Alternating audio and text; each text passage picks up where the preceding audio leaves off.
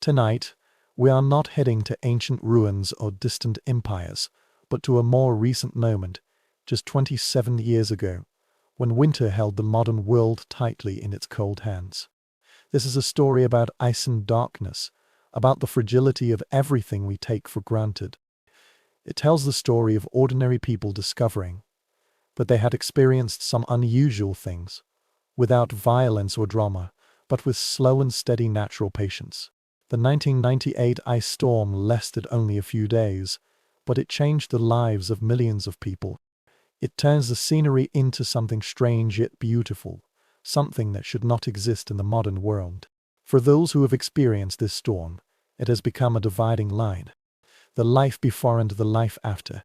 Before, electricity was invisible and taken for granted. Whenever you reached for a switch, it was always there. Each light that turns on is like a little miracle. Every warm room has become something worth admiring rather than expecting. Tonight we will traverse the frozen world together. One will experience several weeks of life without electricity, watching trees turn into glass, and discover that civilization is far more fragile than anyone could have imagined. We will see those workers who are struggling with fatigue and cold to restore the power grid. We will explore the forest that turns into the cathedral of light and destruction. We will witness how storms breach the gap between the rich and the poor, revealing that when nature decides to remind us of our own insignificance, comfort and privilege offer little protection. But before we drift together into this bright frozen world, I have a gentle request. If this quiet exploration appeals to you, and if you're ready to take a stroll with me on that strange winter day, perhaps you'll press that like button. A small act tells me that you are listening in the dark. Consider subscribing to Epic Boring History, so that these forgotten late-night fragments can find you week after week and guide you to rest. If you like, please leave a message below. Tell me where you are now. What city? Which country? What time is it during the day or at night? Some of you may be immersed in deep silence at 3 in the morning, while others start a new day sipping coffee under the soft light. Some people fall somewhere in between. At dusk, the world feels stagnant.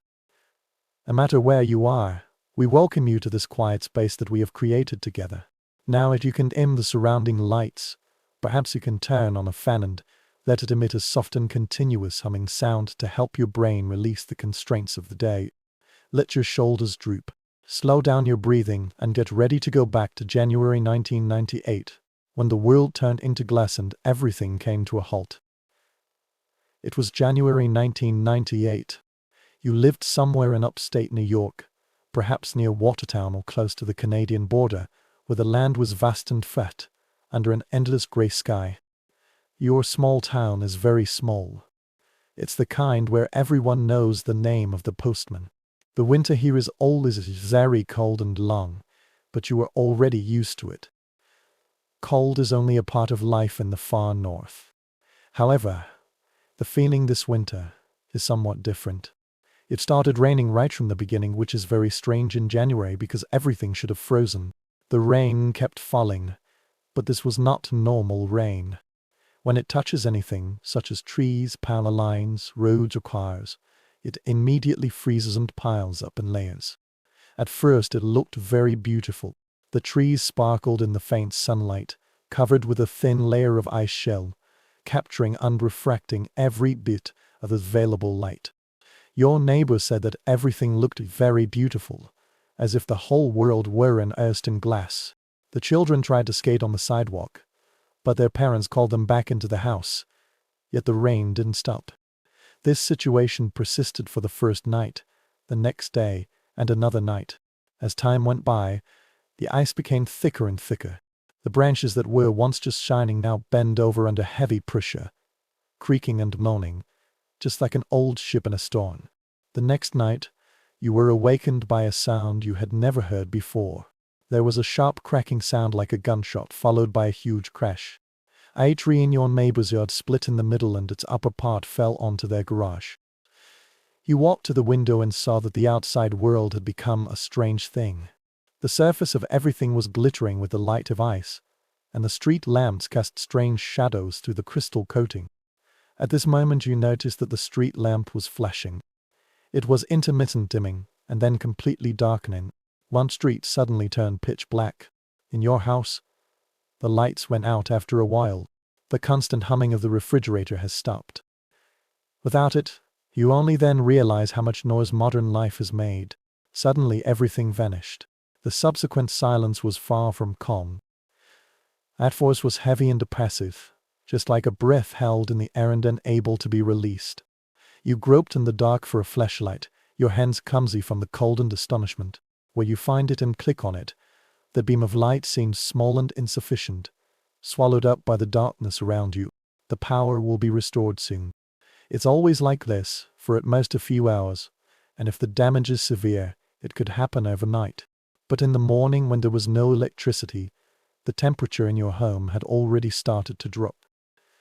You realize that the stove needs electricity to run, even though it burns gas. By noon, you can see your own breathing in your own home. It was then that reality began to surface. This is not a normal interruption and may not be fixed soon. You turned on the battery-powered radio, the old one you kept in the basement in case of emergency. The announcer's voice came through static interference, and you heard the initial estimate. In New York, Vermont, New Hampshire, and even Canada, hundreds of thousands or even millions of people were without power. The ice rain is still falling. Every hour, more trees are being cut down and power lines are taken away. The announcer said that rescue workers were working, but the losses were huge. It may take a few days to resume work, and it may take even longer in rural areas. Oh my God. You look around the cold house and try to imagine days without heating, without light, and without the intangible infrastructure that made modern life possible. You put on another sweater, then another pair of socks, 2 pairs, then 3 pairs. A hat, even though you are at home. When you turn on the faucet in the kitchen, water flows out, but it is cold. The water heater is broken just like everything else. You fill the jars and containers with water, not sure if the pipes will freeze next. Outside, the world continues to change. Ice is constantly piling up, patiently and ruthlessly adding weight to every surface. Ray can hear the sound of trees breaking in the distance. Sometimes close, sometimes far. A continuous and slow soundtrack of destruction. With each thud, there was a rustling sound of ice among the branches, jingling like wind chimes made of glass. Your neighbor across the street showed up on your porch around noon. His face was red from the cold, and his eyes under the woolen hat were filled with worry. He asked you if you had power. Of course you didn't. No one knows. He wonders if you want to concentrate all your resources in one house to save heat. You discussed all the options. His house is smaller and it's easier to keep warm with a camping stove or candles, but your house has a fireplace. Since you've never bothered to clean the chimney, it's not functional, but theoretically it's useful. Finally, you decide to wait for one more day, hoping to regain your strength and make the problem meaningless. He left, dragging his feet carefully across the ice rink. You watched him disappear into the dark house. The streets that were usually bustling with traffic and teeming with people are now deserted and silent. That afternoon, you tried to drive to the store to do some shopping, but the lane was impassable. A steep slope covered with 2 inches of ice. The wheel was turning without any traction. After trying different angles and methods for 10 minutes, you gave up and went back into the room. It was colder and more worried than before. If you can't drive, you'll be stuck here with the supplies you already have. You checked your food cabinet. Some canned foods, pasta, rice, peanut butter, half a loaf of bread. The food in your fridge will do. Now the entire house is basically a refrigerator, but the food inside is starting to thaw. Although it's very cold, the temperature inside hovers above freezing point. You do everything you can on the camping stove, prepare meals with precious fuel, and you can eat them cold later. That tiny blue flame has a hypnotic effect and is one of the only sources of warmth in the entire house. As night fell, the temperature inside the room dropped further. You guessed the temperature in the bedroom upstairs is around 45 degrees, maybe even lower. You collected all the blankets and made a nest on the sofa in the living room. This is where you sleep. Stay in a room and try to minimize the space needed for warmth. The candle you light provides very little heat, but it brings you great psychological comfort. The flickering light spreads out in the darkness enough to make you feel less lonely. The radio becomes your companion, your connection to the world beyond the refrigerator. You have heard reports of the storm's progress. Emergency shelters are open, roads are closed, trees have fallen, and power restoration work is underway. But it is overwhelmed. The announcer reads out the name of the town, and you listen to your own name. When he mentioned it, the power outage is still ongoing and there is no expected recovery time. Her stomach tightens due to anxiety. Last night, you lay on the sofa wrapped in a blanket, listening to the storm go on. The freezing rain was patiently, unpersistently tapping on the window. Every half an hour or so, a tree would fall, its sound clearly pacing through the cold air. You find yourself backing off every bullet, worrying whether the next one will hit your house. Sleep was intermittent, sometimes interrupted by cold and worry, and sometimes by the strange sound of a world cracking under the weight of ice. You dreamed of summer, of light and heat, but woke up trembling in the darkness. There was no improvement in the morning. The rain finally stopped, but the damage had already been done. The world outside the window is like a battlefield where nature and civilization have fought and emerged victorious. The utility pole is tilted at an impossible angle. Some people completely broke down. The wires drooped to the ground in a useless loop. The oak tree of your neighbor. No one can remember how long it has stood. Now its center has broken off. Half of them were still struggling to stand, while the other half lay on his lawn like a fallen giant. You are on an adventure outside, moving slowly on the ice. The ice is so slippery that you have to drag your feet instead of walking. The air is bone-minus chillingly cold, now far below freezing, burning in your lungs with every breath. Everything looks both beautiful and terrifying. These trees are ice sculptures, with each branch perfectly preserved in a glass-like shell. Every week, when the sun briefly breaks through the clouds, the entire earth is illuminated. Every surface turned into a prism, projecting rainbows in all directions. That's the most beautiful thing you've ever seen. This is also a disaster, a display of the power of nature, making you feel insignificant and helpless.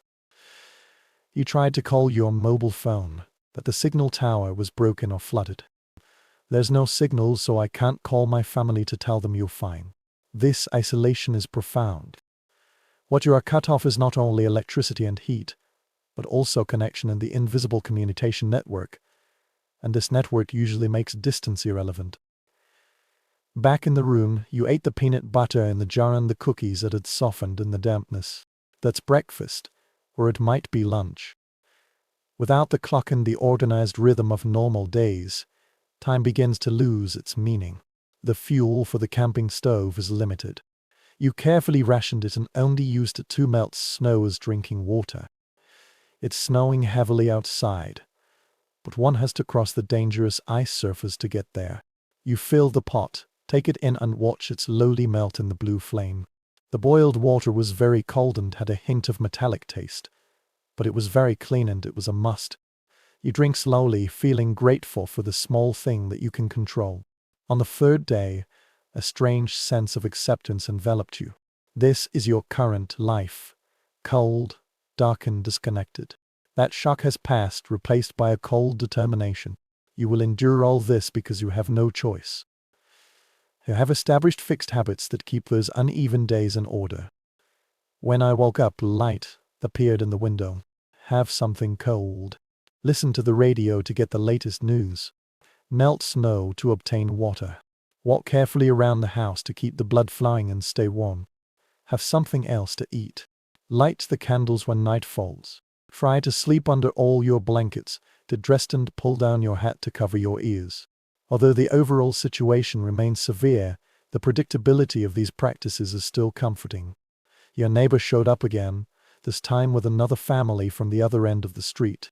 I decided to mobilize resources and set up a wood-burning stove in the house. The people, separated by 3 doors, warm themselves with wood every winter. They invite you to join them. You hesitate, reluctant to leave your own space, but the cold is getting more and more dangerous, and the community seems to be the only wise choice. You packed a bag of clothes and blankets and slowly walked through the cold house. On a whim, you took a family photo from the mantelpiece. You don't know why it seemed so important, but you couldn't leave it behind. On the way to another house, I walked carefully on the ice for 10 minutes. The family there nodded silently to welcome everyone, without smiles. Just a common understanding of those encased. There is a warm, wood-burning stove in the room. The room was filled with the smell of smoke. Many people were crowded together, but it was very warm, really very warm. You stand by the stove, your hands reaching towards it. You feel your frozen fingers start to go numb and hurt, and it feels like it's back. That kind of pain is painful, but also wonderful. Let me remind you that your body is still working, still reacting, and still living. This group of people set up a system, taking turns to guard the flames, sharing the food they brought in, and quietly discussing the storm, resuming work, and when they could return to normal life, by candlelight. No one knows the answer to the last question, but asking this question gives everyone some hope. The days are blurred together. Power outage for 4 days, 5 days, and a week. Radio reports say that some areas are recovering, but rural areas like yours have a lower priority.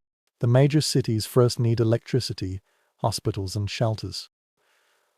Only in this way can rescue workers reach the houses scattered in rural areas. You try not to feel painful about it. This logic makes sense, even if it means your suffering continues while others are relieved. Over time, the dynamics of the group have changed. The initial politeness turned into a little tension: who did more work, who ate more, and who took up more space beside the stove. But most people are very kind. This crisis has stripped away the disguise and the cloak of society, leaving only the basic needs for human survival and helping others survive.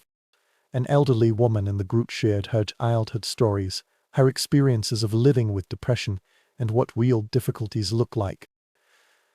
Her story offers us a new perspective. Yes, it's very difficult, but people endure worse situations for a longer time. A young couple with a toddler were singing and playing games by candlelight to keep the child happy. The laughter of children, rare and precious, reminds everyone that somewhere beyond the cold and darkness, happiness still exists.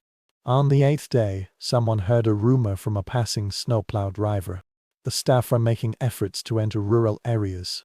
Power supply may be restored within a few days. When this group of people heard the news, they held out cautious hope.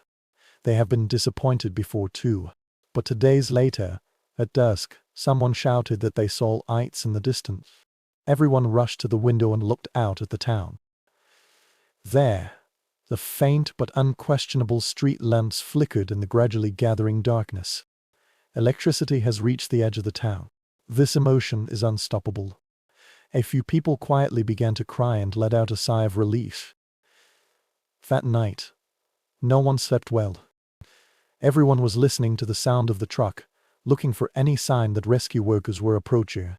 Morning arrived. Around noon, you could hear the humming of forklifts in the distance, the sounds of people working, and the calls to each other in the cold air. The crew members have arrived. In the evening, your streets are filled with workers. Wire workers climb poles, check for damage and splice wires. You look at them from the window, amazed by their efficiency and their ability to remain calm in the face of destruction. Then, on the 10th day, when you run out of electricity and the sun sets, the lights come on. First one, then another, and finally yours. The sudden light was shocking. Every light in your house is on simultaneously. A few days ago, you still kept them on, hoping they would work properly, but forgot to turn them off. You walk from one room to another, turning the switch on and off, just to make sure it's true. The refrigerator buzzed, and you almost laughed out how wonderful that simple mechanical sound was. The stove began to burn and hot air gushed out from the vent. You stood in front of the cash register, stretched out your hands, feeling the first wave of heat, and tears pricked your eyes. You returned to your home that night.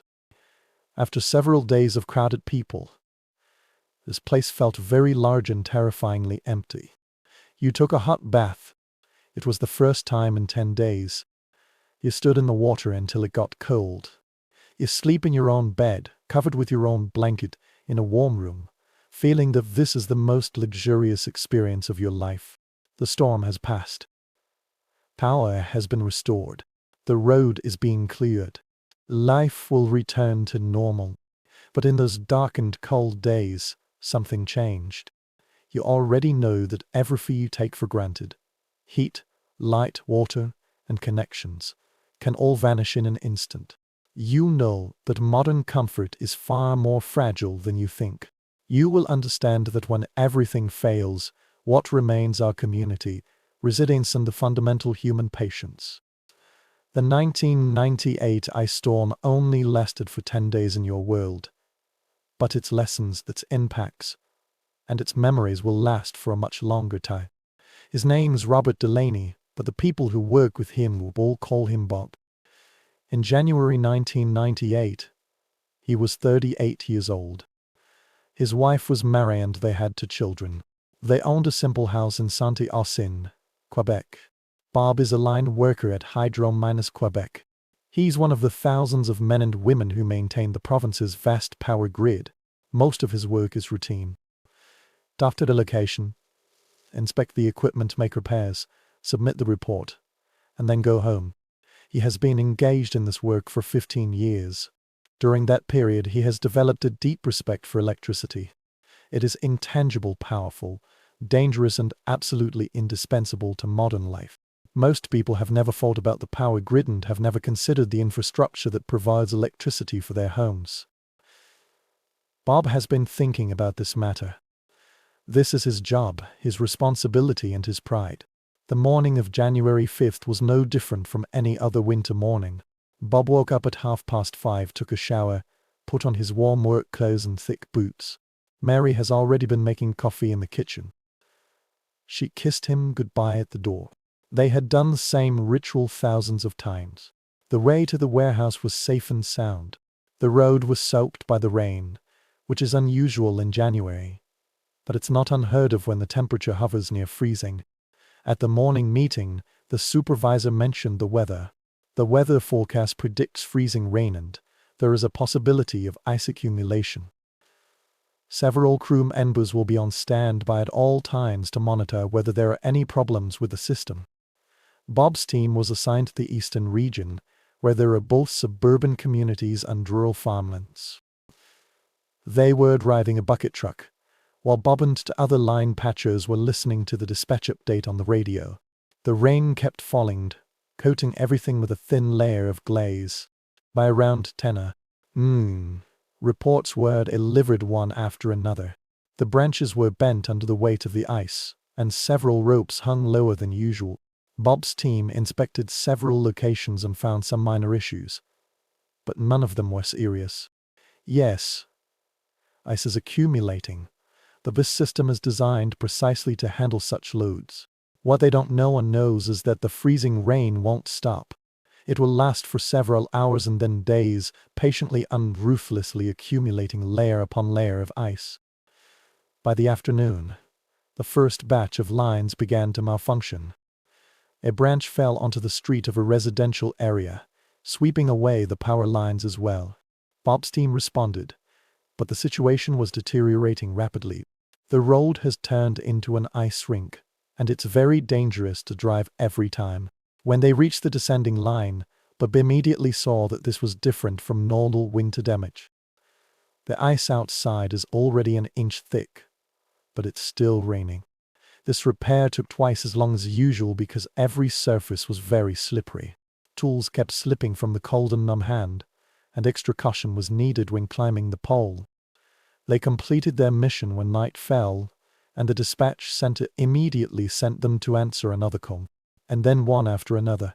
Failure is accelerating and spreading throughout the region like an infectious disease. At around 8 o'clock that night, Bob called Mary using the public phone at the gas station. The connection is very poor and full of static electricity.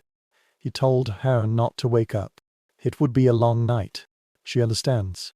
Her wife, who has been a wire worker for long enough, knows that storms mean long working hours.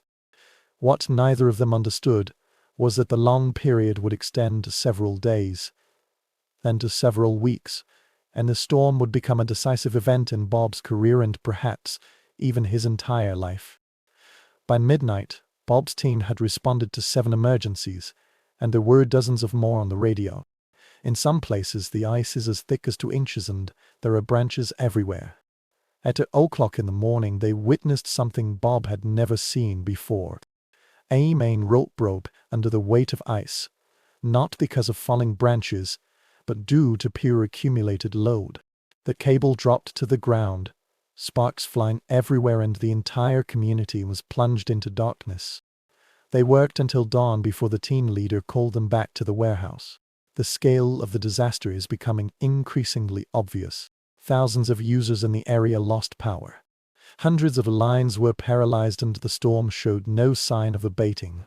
Bob slept in the lounge for 3 hours and then was called out again. But he had no choice. All available workers are needed. The second day was worse than the first.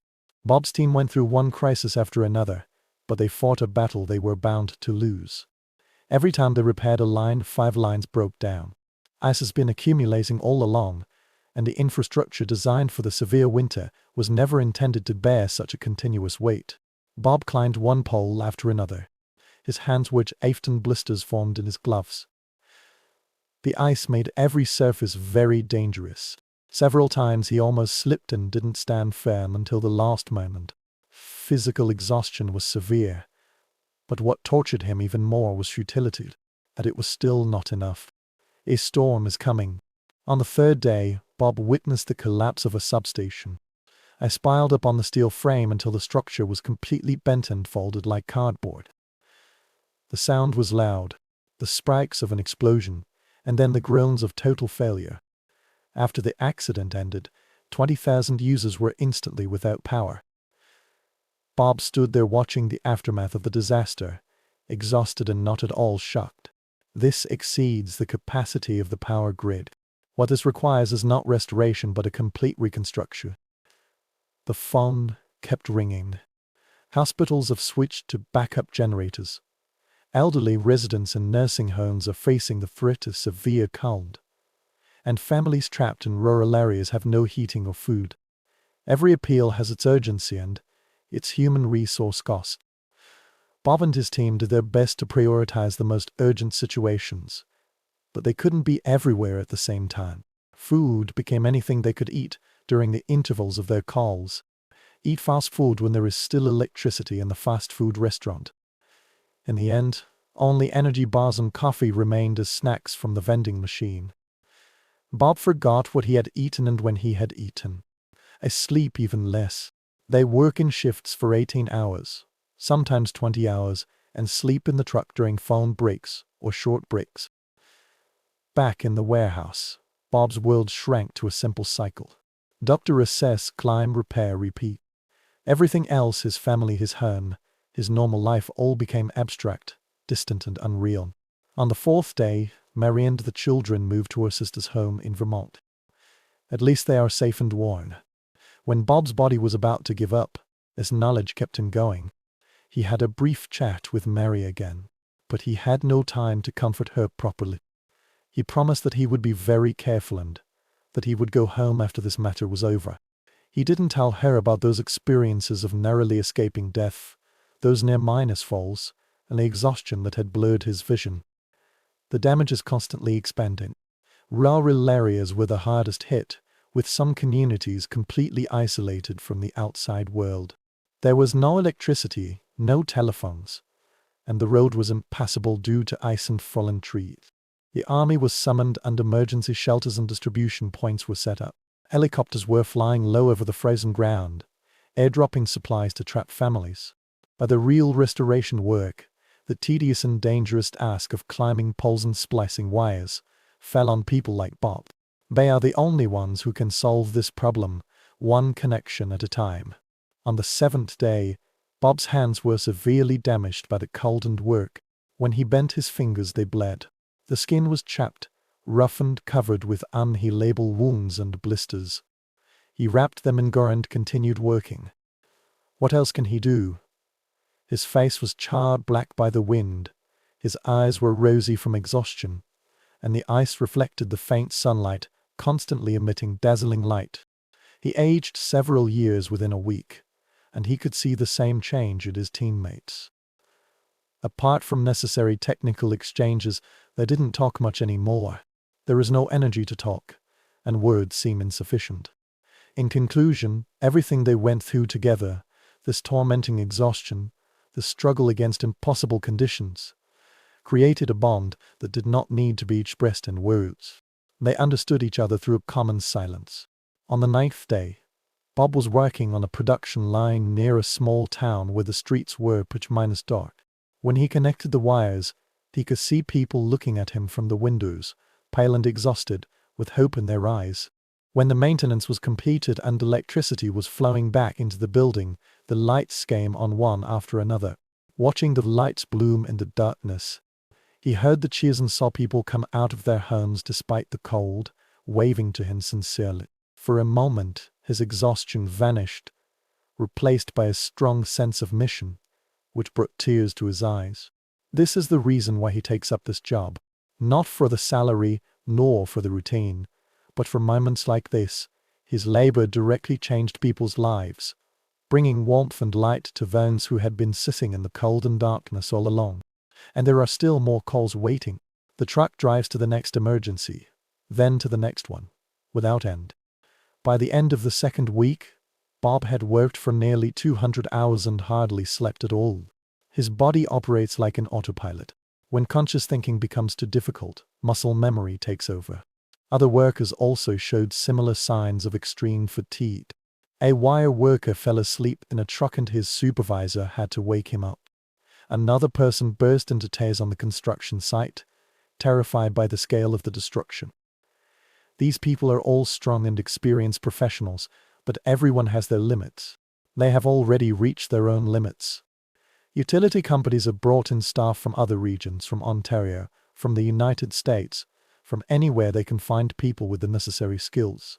The reinforcement troops have worked, but the work remains heavy. Bob's team was assigned a liaison from Vermont, a young thread worker named Josh, who volunteered to offer help. Josh was eager and skilled, but he was shocked by the scene before him. "I've never seen anything like this before," Josh said, as he was investigating a block where every utility pole was either down or damaged. Bob just nodded. There aren't enough words to describe it. They worked together for 3 days, and Josh learned what the Quebec crew already knew. This is not a normal storm response. This is a war of attrition against physics and nature. Victory will come gradually, one pole at a time. On the 14th day, power was finally restored in St. Helsing. Bob's boss called him on the radio, his voice full of emotion. Bob parked the truck by the icy roadside, sat there with the engine on and hot air blowing out from the vent. His hands were trembling because his indescribable emotions released his exhaustion. He thought of his house with blue blinds and of the safety of Mary and the children in Vermont. He thought of his neighbors, those he had known for many years, who were sitting at home with the lights on, steaming hot. Then he burst into tears, not loud, dramatic sobs, but quiet tears. As he sat alone in the cab of the truck, the tears streamed down his cheeks, which were swollen and red from the wind. To be precise, this is not happiness, although happiness is part of it. This is a kind of release. Having released the stress, fear, responsibility and exhaustion that he had been constantly bearing for 2 weeks, he gave himself 5 minutes, then wiped his face, shifted the truck into gear and drove to the next call. The region where he is located has power, but other regions don't, so the work is not yet completed. It was another week before Bob finally came home. By then, the most serious crisis will have passed, but the recovery work in the hardest miners-hit areas will continue for several weeks. When he walked through the front door, Mary could hardly recognize him. They lost 15 pounds. His face was haggard and weather-minus beaten, and his hands were bandaged. She held him in her arms without saying a word. He leaned against her, so tired that he couldn't even tell what he had been through. The children held his legs, chattering away about Vermont, school and friends. He tried to focus on their voices. That night, he slept for 14 consecutive hours and his body finally allowed it to rest. When he woke up, he found Mary sitting by the bedside, looking at him with worried eyes. "You scared me," she said calmly. He held her hand, carefully grasped the injured finger and gently pinched it. "I know," he replied. "I scared myself to death." The utility company gave him a 2-week vacation. For stressed after what they call special services and special circumstances, describing things that do not conform to normal descriptions in official language. Bob spent those few weeks at home and gradually returned to normal. His hand has healed, although the scar left by that winter always lingers. His sleep has been constantly disturbed. He often dreams of ice and darkness, and of endless poles stretching into the distance. He would wake up at night, lost in thinking that he heard the dispatcher calling his name. Mary was very patient and understood me through years of cooperation. She didn't force him to speak, but when he did, in a broken and soft voice in the dead of night, she listened.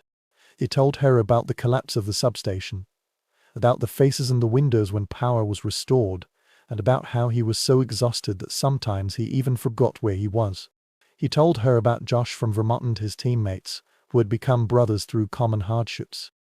What he couldn't explain clearly was how the storm changed his relationship with his work. It used to be a job, a good job, a necessary job, but it's still just a job. It feels different now. He witnessed with his own eyes what happened when the power grid failed and the price that humanity paid for the darkness and cold. He also experienced the profound satisfaction of returning to the original state, bringing light to those who had been sitting in darkness all along. That experience changed something about him. When Bob returned to work, he found that his teammates were also going through this transformation. They didn't talk about this matter directly. That's not their way. However, their attitude towards work, as well as their concern and attention to daily tasks, all reflect this. They have already witnessed the appearance of failure, and no one wants to see it again. Every connection they made and every line they inspected carried the weight of this knowledge. This storm became a reference point and a dividing line in their careers. New employees who have never been through it are quietly regarded as untested, while those who have an unspoken connection. Many years later, long after the broken utility poles were replaced and the damaged substation was rebuilt, Bob would still sometimes stop before flipping the light switch, just for his heartbeat, just for a moment of recognition. He no longer takes electricity for granted. He understood in a way that most people couldn't comprehend that every light on represented thousands of workers maintaining an invisible infrastructure, struggling against the weather, physics and the constant entropy that was trying to tear everything apart. The Great Ice Storm turned ordinary workers into heroes, but it also reveals some disturbing things. How fragile the entire system is. Under the right conditions, a storm can destroy it all. Bob has always carried this kind of knowledge, a quiet anxiety hidden beneath his professional ability. He knew what would happen. He knew that one day, somewhere, it might happen again.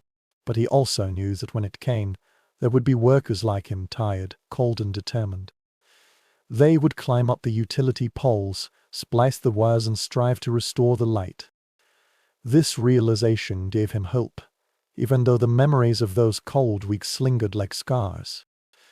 When the freezing rain finally stopped and the sky cleared up, people came out of their dark houses and entered a brand-new world. They found that what was waiting outside was indescribable, somewhere between disaster and miracle. The storm lasted for 5 days, although it was longer for those who endured it. During this period of time, the rain kept falling, and every surface that each raindrop touched was frozen. The forests in northeast China have turned into glass forests. Every tree, every branch and every twig was wrapped in ice, thick and clear, looking as if it had been artificially made, deliberately done and impossible. The coating is uneven. It varies with altitude, exposure and mysterious microclimate changes, making each forest unique. In some places, the ice is only 1 inch thick, while in others, it exceeds 4 inches, turning the branches into huge crystal structures. The photographers were attracted by the reports spread on the news channels and radio and arrived at the scene within a few days. Their discovery even exceeded the most exaggerated description. In a dell on the axe, the entire hillside sparkles like a crystal palace. In the Green Mountains of Vermont, forests that have stood for centuries are now covered with thick ice. The weight of each tree is astonishing. Forestry workers later calculated that a mature maple tree could carry several tons of ice, far exceeding the capacity its structure could bear. Some trees have already broken under the load, and their broken trunks protrude like broken bones. Some have already bent into arches, with their canopies touching the ground, adopting an unyielding posture.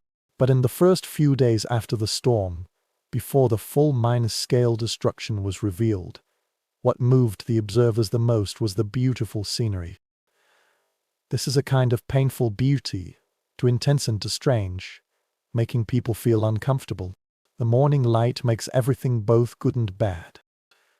When the sun rises, it shines on the ice from different angles, turning the entire hillside into diamond minus-like flames. On January 12th, 3 days after the rain finally stopped, a photographer named Sarah N. arrived in northern New York State. She set off from Boston by car, driving on the still dangerous ice surface. She listened to the description on the radio. The driving time this time was twice as long as usual. The power lines were laid horizontally on the road. Their Icelandic cables were too heavy for the utility poles to support. The cleaners worked day and night to clear the important tree roots. She was completely unprepared for everything she encountered. She parked her car near a hilltop and on the X and walked into the forest. The afternoon sunlight slanted in through the woods. There is a warning sign at the entrance of the path, although it is almost invisible under the ice. Sarah ignored it. She was drawn to something she couldn't name, an almost religious impulse. The first feeling is sound, or more precisely, the absence of sound. The forest was silent. There were no birds, no animals, and no rustling sound of the wind, the leaves. Every surface is covered with thick ice, and normal forest sounds are impossible to occur. Silence is profound, almost spiritual, just like entering a glass cathedral. She stopped and just stood there, allowing the tranquility to overwhelm her. In the absence of sound, other senses are enhanced. She began to be aware of her breathing, her heartbeat, and the slight ripples on her winter clothes brought about by each movement. Sarah raised her camera and began to take pictures, but even when she pressed the shutter, she knew that the photos might not be enough. The camera couldn't capture the light quality here, the way it refracts and multiplies on millions of ice-covered surfaces. Each branch is a prism. Every tree trunk projects a rainbow onto the snow below. The patterns created by the interaction of light seem to move as she shifts her position. From one angle, it is solid, from another, it is semi-transparent, presenting an infinitely complex structure. The forest has turned into a living kaleidoscope, and its effect is almost overwhelming.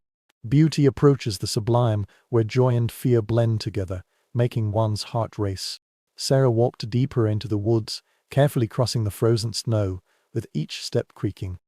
In the silence, every step sounded exceptionally loud. The snow beneath the ice shell was powdery and deep. Occasionally, her feet would break and sink her knees into the cold white. The trees around her tipped moaning, and a deep voice seemed to come from all directions at the same time. That is the sound of wood bearing unbearable pressure, the sound of fibers compressing and pulling when they are bearing weights they should not bear at all. The groan is to some extent almost pleasant to the ear, a deep chord that rises and falls with subtle changes. Sarah found herself in listening mode, trying to predict when the sound would gradually intensify. As she was walking, she heard a sharp cracking sound somewhere on her left. Instinctively, she froze and listened. There was a sound like tearing fabric. Then there was a huge crash and a large branch fell down. The impact caused the ice to cascade through the tree canopy above like a waterfall, creating a brief shower of crystal music. The falling ice captured the light during its descent, creating a momentary prism-colored shower. Sarah stood motionless, not daring to move, for fear of disrupting the delicate balance that prevented the other branches from falling. Sarah realized that the forest was still breaking and still succumbed to the weight it carried. This is not a static scene but an ongoing collapse, with a degree of beauty and horror being the same. Every few minutes, another crack would come out and another branch would fall. The forest is slowly self-destructing, and she is witnessing this process in real time. She took a photo of a completely curved birch tree with its top touching the ground, forming a perfect ice arch. That tree is still alive. She could see the green beneath the bark, but it could no longer stand straight. The flexibility of this birch tree keeps it from breaking, but it is destined to be permanently deformed. When spring comes, if it survives, it will leave in this bent posture, leaving behind everything it has experienced forever. Not far away, the center of a sugar maple tree cracked open. These two halves leaned against each other like dancers and froze in the middle. The wound was frozen, preserving the moment of destruction with its crystal-clear transparency. Sarah could see deep into the crack, the tree rings clearly visible, counting decades of slow growth. The accumulation of patience over the years came to an end at a violent moment, and the forest could no longer bear it. She took pictures of the split maple tree from multiple angles, attempting to capture its strange elegance when it was destroyed.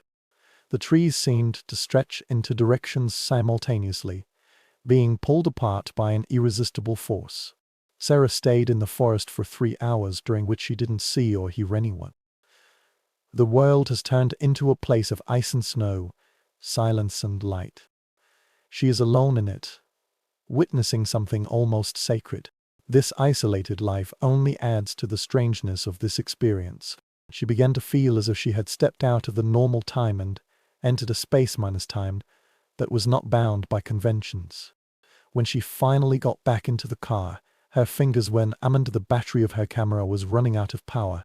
But she has hundreds of photos, and none of them can truly capture what she has experienced. Her face was red from the wind, her clothes were out through by the Icelandic branches, and her legs ached from the difficulty of walking, but she felt excited, as if she had experienced something significant. That night, in a motel room lit by candles, the area still had no electricity. She was scrolling her photos on the small screen of her camera.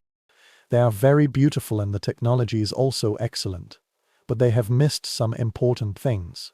The color appears very flat on the screen, and the depth is imperceptible in a two-dimensional space. These photos show that the trees are covered with ice, but they do not explain why this is important. This forest has a quality that photography cannot record. Perhaps it is because of the cold that it makes the air taste as sharp as metal.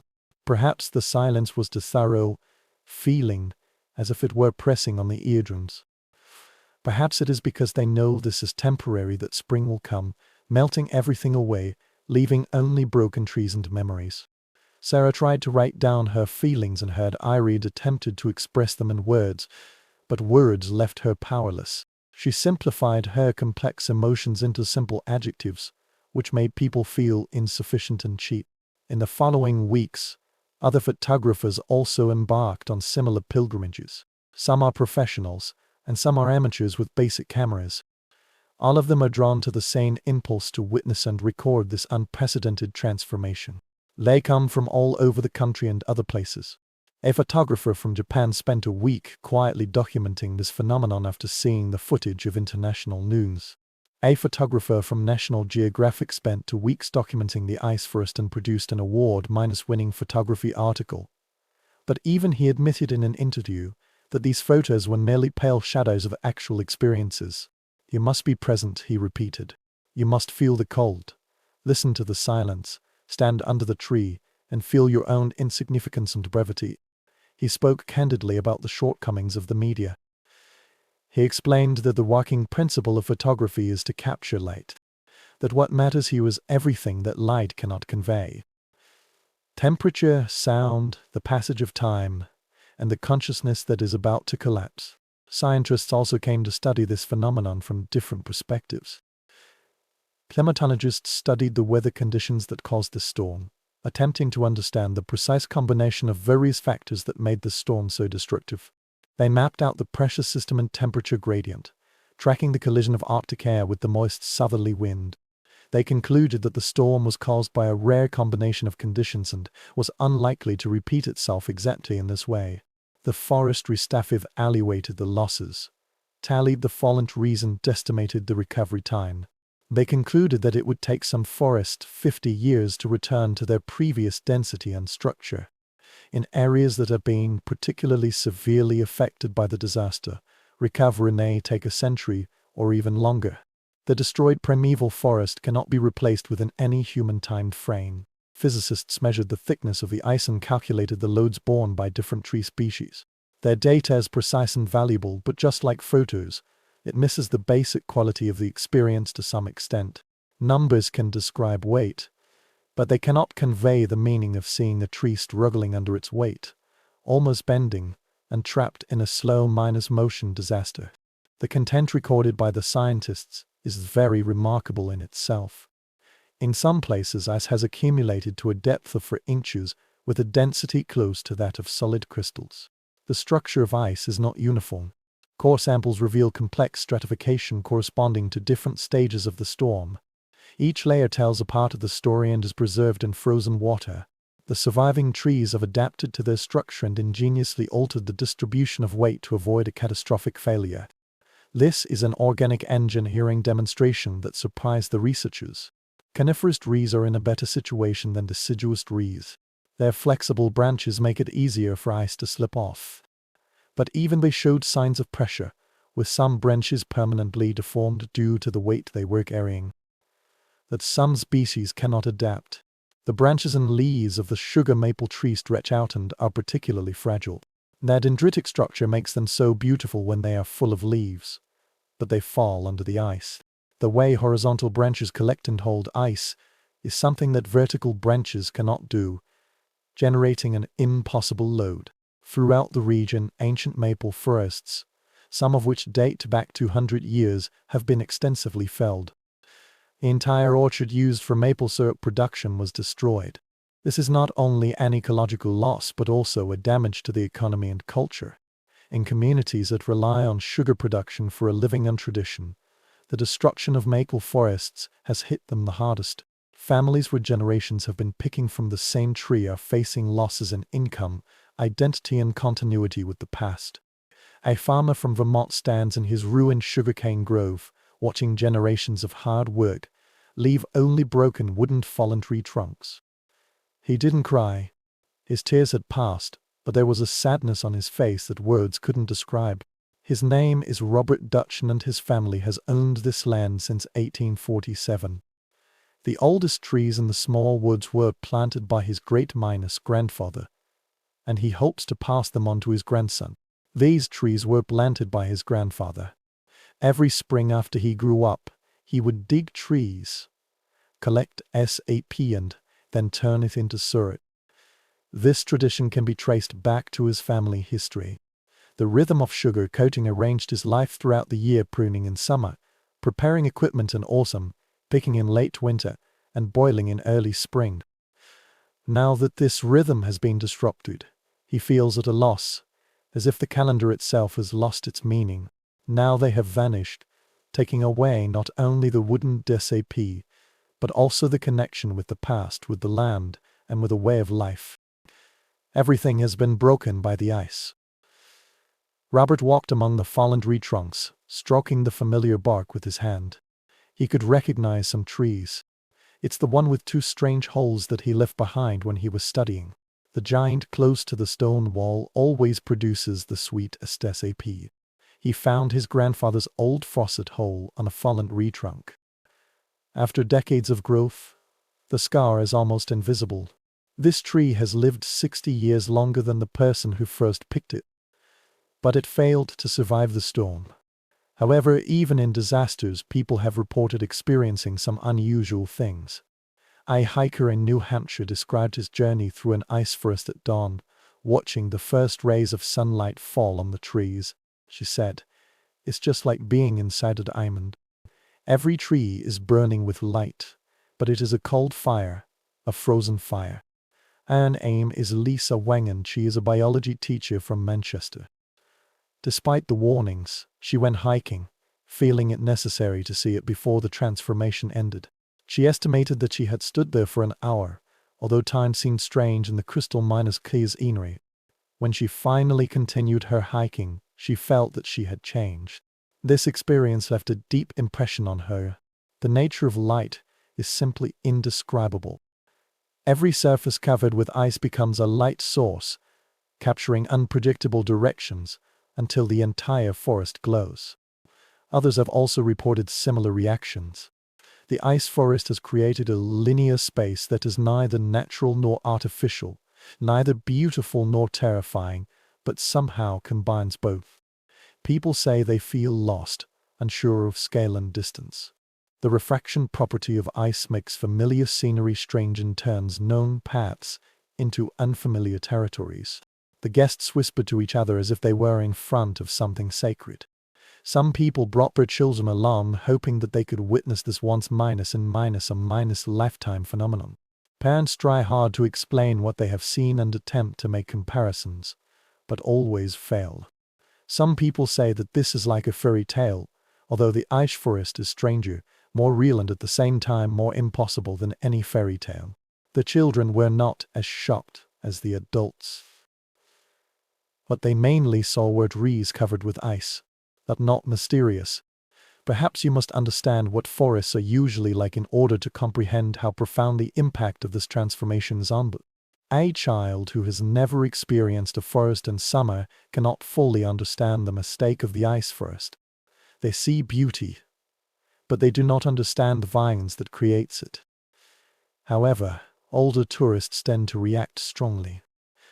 Many people spend their entire lives in these areas, walking through these forests countless times, seeing them turn into glass, feeling as if they have lost a friend and gained a stranger at the same time. They remember what this forest used to be like: thick leaves in summer, rustling in the wind in autumn, and tranquility under the snow in winter. This transformation feels like an infringement, although it is admirable. An elderly man from Quebec walked into the forest he had been familiar with since childhood and quickly sat down in the snow. He couldn't express his feelings clearly. Sadness is mixed with awe, lost with surprise. His name was Jean-Beard Annuland. He passed away at the age of 83. When he was a child, he walked these paths with his father, courted his wife in these woods, and brought his children here to teach them the names of plants and birds. The forest remains constant in his life, changing with the seasons but basically stable. Now it was a completely different matter. He felt the weight of this change, as if it were a pain in his chest. The ice forest has become a pilgrimage site and a destination where people try to deal with the impacts caused by storms. Visiting them is a testimony, an admission, and a way of trying to understand the incomprehensible. The travel company began to organize adventure activities, promoting that this was a once lifetime opportunity to see the changed landscape. Some companies charge high prices and position tourism as an exclusive experience. The local community has complex feelings towards the influx of tourists. Some people welcome this, believing that in regions that have suffered economic damage from the storm, it is an opportunity to increase tourism revenue. The anti-hotel in winter was crowded with photographers and tourists. The restaurants that might have closed down opened early to offer breakfast to people heading to the forest at dawn. Others, however, are dissatisfied with the photographers and onlookers, considering them disaster tourists who seek aesthetic pleasure through tragedy. Both viewpoints are reasonable, and the tense situation remains unresolved. A debate broke out at the town meeting over whether to encourage tourism or protect the dignity of the damaged landscape. No consensus was reached. The wound is new, and the loss is new. Everyone agrees that only by seeing it with one's own eyes can one believe in the existence of a forest. The description failed, the photos failed, and even the video clips didn't convey the full impact. TV station staff came with professional cameras to film the evening news. But the images played on screens thousands of miles away were surprisingly plain. For some reason, the miracle vanished in its spread. You must stand under those glass trees, listen to the moans of the wood, feel the cold air and strange light, and experience the deep silence. Only in this way can you understand what the storm has caused. This kind of understanding is physical and heartfelt, and cannot be expressed in words or images. It exists in the moment of experience and not anywhere else. As winter approaches, the ice layer begins to change slowly. On warm days, sunlight slightly melts the surface, creating more complex light refractions. Melting alters the texture of ice, making its surface rough and crystallized. During the day, water flows down the tree trunks in the form of fine streams, and then refreezes into fine ice at night. At night, when the temperature drops sharply, new ice layers will freeze on top of old ones, forming geological ice layers that tell the story of storms in the form of crystal. These layers can be seen on the cross-minus section where ice has fallen off the branches. Each layer marks a cycle of warming and cooling, just like a timeline written in frozen water. Scientists studying these layers have found that they can determine the different moments of a storm to see where one system passes and where the other reaches. Ice is an archive, within which time information is preserved in its frozen structure. Geologists accustomed to reading polar ice cores have applied their techniques to these forest ice samples.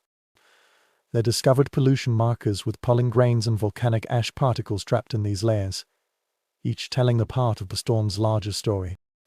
But the most remarkable phenomenon occurs on some afternoons when the weather conditions are exactly the same.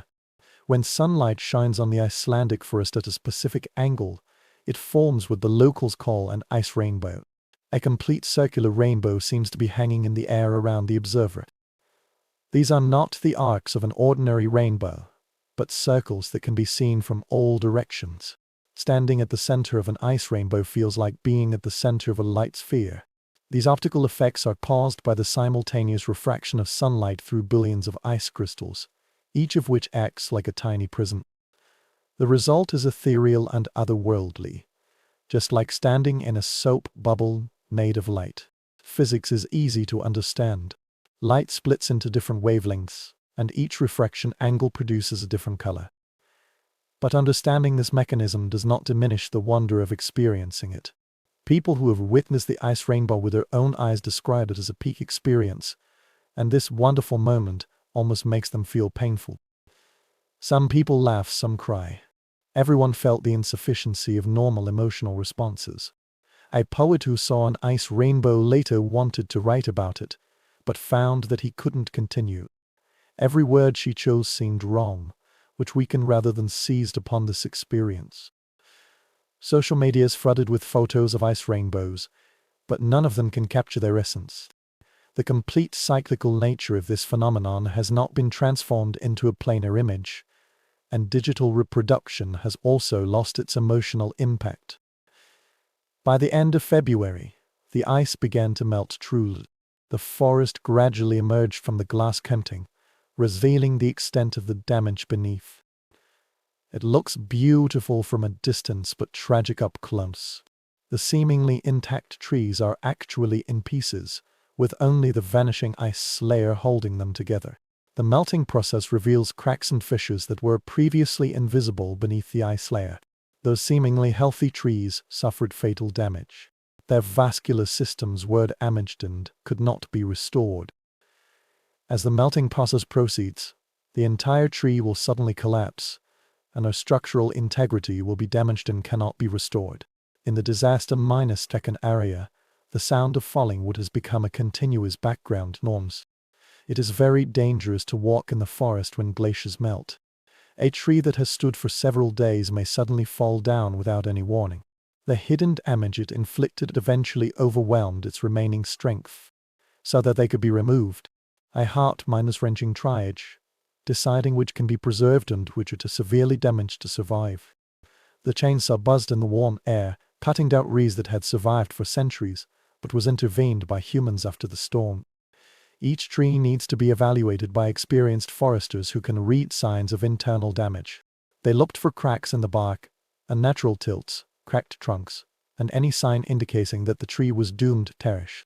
The wood recovered from these trees is sold as ice storm wood because of its unique story. Furniture manufacturers and artists bought it. From the damaged patterns, they saw the records of trauma and survival. This kind of wood shows a stress pattern different from that of ordinary wood. The black lines mark the places where the cells are crushed by weight, creating a design that is both beautiful and disturbing. The high prices of some works make many people find them absurd and laughable, profiting from disasters and turning tragedies into commodities. However, some people believe that using wood is a sign of respect for trees, giving them a purpose when they die. The artisans who collaborated with N would talked about their responsibility for the materials. They attempted to design some works that acknowledged the history of wood and continued the story of survival and loss. A carpenter in Maine made a series of bowls out of ice maple wood, leaving visible stress patterns in his final work. He sold these trees at the art fair and shared the story of the last few days of each tree with the buyers. By April, the ice had completely melted, but the forest was still changing.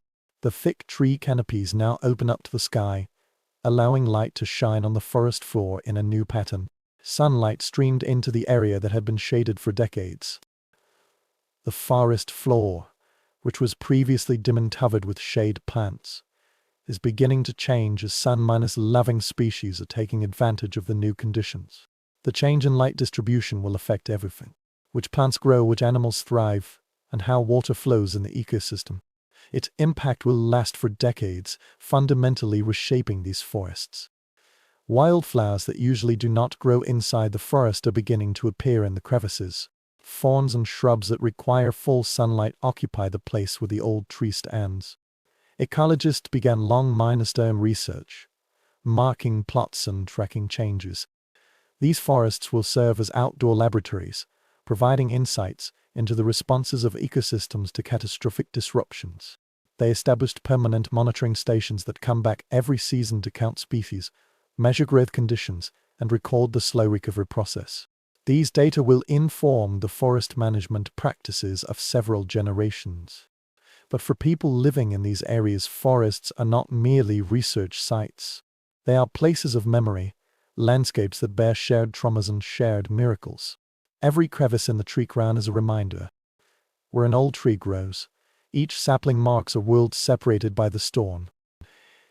Many years later, people will still talk about ice forests, using this phrase to refer to specific times and places. Those children who are too young to remember things will feel that they have missed something important after hearing these stories. These stories, when retold, have a mythical nature.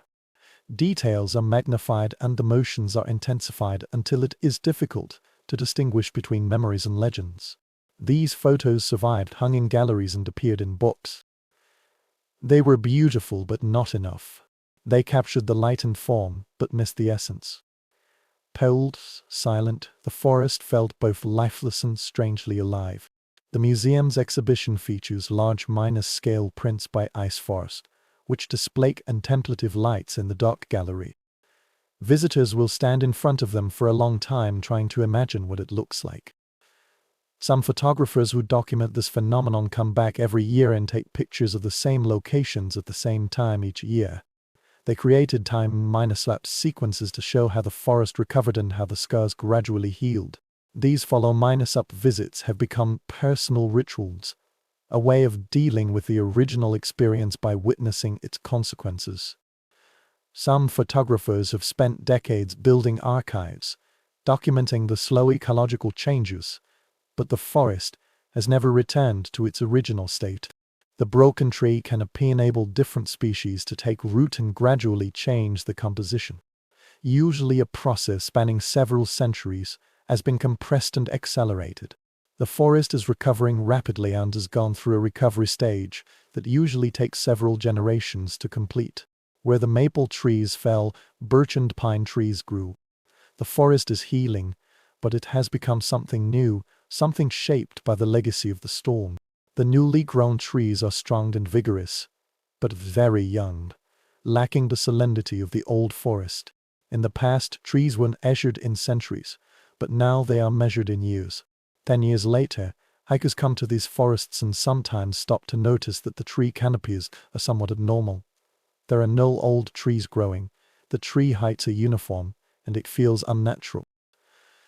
These are the signs of a storm and can still be seen with the naked eye. For those who know what to look for, this consistency is terrifying. In an undisturbed forest, the age and size of trees vary greatly, forming complex vertical structures. The ice storm for a stray grew simultaneously, creating an artificial uniformity. On some days in January, ice formed on the trees. This was normal winter ice, not at all like a storm. Long-term residents will stop to recall. They would look at the thin layer of frost, feeling that ancient fear and the specter of a miracle. These memories are triggered by specific things. The angle at which winter light passes through the bare branches, the sound of ice cracking in the pond, the metallic smell of very cold air. Everyone will temporarily send themselves back to the weeks following the storm. The crystal forest only existed for a very short time, but its memory has always remained. It reveals something in this world that cannot be ignored. Beauty and destruction are not opposed but partners. Nature can turn familiar people into strangers. This world holds miracles that most people have never imagined. This experience changed people's views on ordinary things. Ordinary ice storms, which once merely brought inconvenience to people, have now brought about greater changes, making people more aware of the extraordinary capabilities of nature. Perhaps most importantly, it proves that some experiences cannot be fully captured or conveyed. Some things must be witnessed with one's own eyes, felt with the body, and dealt with in the present. This realization is both disheartening and liberating. This means that some important elements in the experience remain private, beyond the boundaries of media and business, and are only preserved in personal memory. The ice forest is one of them. This phenomenon not only exists in physical space, but also at the intersection of landscape, like cold and human consciousness. They were there, undeniably real, and then they vanished, leaving only stories and insufficient photos and memories, like the ice of spring. But forgetting is slow, much slower than melting. The ice forest lingers in the collective memory, becoming part of the regional identity and serving as a reference point for understanding transformation and loss. Parents tell their children. Teachers use them as examples in science classes to explain the accumulation of freezing rain and ice. Although the course did not fully capture miracles, ice forest reminds us that the world can still surprise people and still produce phenomena that exceed human expectations and understanding. In an age of information saturation, when everything seems to be recorded and explained, they represent the possibility of truer. For those who once stood under those glass trees, they heard the silence, saw the light and felt the cold. These memories remain vivid for many years. Time may make the details dull, but the core experience always exists. This feeling is witnessing something rare and precious, something that exists between beauty and horror, nature and impossibility. They carry that memory with them like a gift, sharing it when they can and hiding it beside them when they can't speak. It became a part of them, marking that they had experienced something extraordinary, something that would never come again, in exactly the same way. In the affluent suburbs of Montreal, in the elegant communities of Burlington, and in the unique lakeside neighborhoods of Adirondack, ice storms arrive without discrimination. Facts have proved that nature is not interested in property value or social status. The power outage destroyed rural farmhouses and also affected the penthouse of the most prestigious building in downtown Montreal. The darkness that devours ordinary residences has also swallowed up mansions worth millions of dollars. Many wealthy residents discovered for the first time in their lives what true coldness meant. It's not the slight discomfort of waiting for Uber in winter, but the bone-chilling cold that makes it impossible to fall asleep and think. Rather than the trendy cold of a skiing weekend, where it's always just a few minutes' walk to hide by the fireplace in the cabin. This is a kind of coldness that penetrates to the bone marrow, making the fingers clumsy, the mind sluggish, and turning simple survival behaviors into exhausting work. Margaret Ashford lives on the 28th floor of a luxurious building in the Golden Square Mile of Montreal. She is 63 years old this year and a retired executive. She is accustomed to taking comfort as the basic condition of life. Her apartment has floor-to-minus ceiling windows and usually offers a beautiful view of the city skyline. Those windows now make her home uninhabitable. Glass effectively conducts cold, Modern high-rise buildings are designed to be sealed, which means there is no way to ventilate or adjust changing conditions. The design of this building is intended to perfectly adapt to the controlled environment that has never changed by more than a few degrees.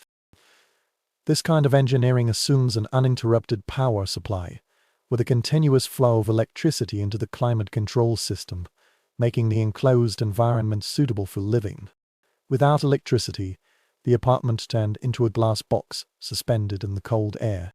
The once spectacular view worth buying at a high price now feels like a cruel joke, allowing Margaret to see a panoramic view of a dark city while being trapped in a constantly dropping temperature. When the power went out the next night, Margaret thought it would be restored within a few hours. She lit a candle, found an extra blanket and sat down with a book in her hand waiting. She has also experienced brief power outages before. Summer storms can cause power to be cut off for 1 or 2 hours, and maintenance work needs to be temporarily shut down. These were all minor inconveniences, almost risks, opportunities to use the emergency candles she had bought many years ago and never needed. By morning, the temperature in her apartment had dropped to 40 degrees. By the afternoon of the third day, she could see her own breathing indoors. The cold came slowly and mercilessly, just like water seeping in through a crack. First of all, it's just uncomfortable and needs to wear an extra sweater. Then, it becomes impossible to ignore and requires constant exercise to stay warm. Finally, it became dangerous. Its presence caused her limbs to hurt and her mind to slow down. Margaret had never thought before that the cold would threaten her life. Gradually, almost politely, she realized this, just like an unwelcome guest. She was too polite to refuse. The elevator in the building is broken, which means the only exit is the 28th floor staircase. Margaret thought she was of her age, but the thought of going down the mountain and possibly climbing up made her scared. She stood at the entrance of the apartment for a long time, weighing her options. Stay hoping the power will be restored soon, or try to escape. This might trap her on the ground, and if she needs what she has dropped, she won't be able to return. This decision is unimaginably heavy. Every choice carries risks, which her comfortable life has never been prepared for. She has never seriously considered the issues of physical fitness and endurance. She tried to call for help, but the signal tower was overloaded. Her landline was out of power. The silence on her phone was especially disturbing. This connection has been immediate. Help always comes with just one phone call. Now the smooth thing in her hand has turned into an expensive paperweight.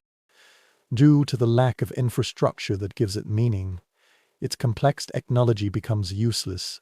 For the first time in decades, Margaret felt truly isolated, not only losing her comfort but also the infrastructure that could usually solve the problem. Money can't solve this problem.